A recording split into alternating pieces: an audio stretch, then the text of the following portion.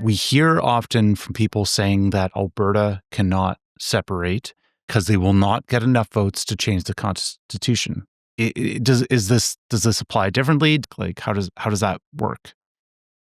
Well, the Supreme Court of Canada released its reference re Quebec secession in 1998, as you mentioned. At that time, the Supreme Court justices were fully aware of the fact that generally changing Canada's constitution requires the consent of the federal parliament and 7 provincial legislatures of 7 provinces, which together represent more than 50% of Canada. So that's our amending formula.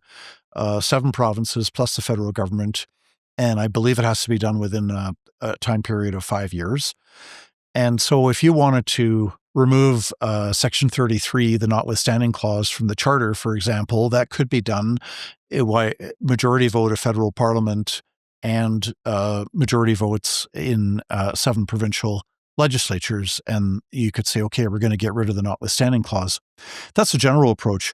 The Supreme Court of Canada was fully aware of that when they issued their ruling, in which they said a province, if the majority of the people that vote in a referendum in a province vote to leave Canada, neither the federal government nor the other 9 provinces can force that province to stay.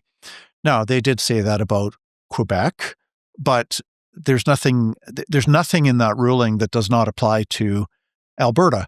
So if there's a referendum, it has to be a clear question. Like, do you want to leave Canada? Do you want Alberta to cease to be a province of Canada and become an independent country? I mean, there's probably a half dozen ways that are clear, okay?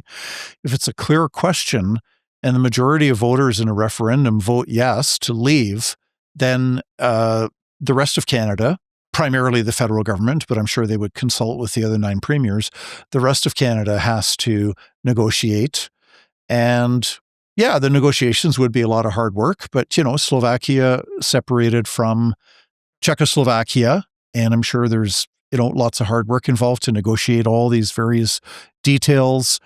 The Czechs probably had military bases in Slovakia, this and that. They had to negotiate that. When Norway separated from Sweden, they used to be one country together. There's just so many examples. So it is definitely a lot of hard work, but where there's a will, there's a way. And the moment that more than half of Alberta voters vote to leave, then those negotiations are going to get started, and Alberta can become an independent country.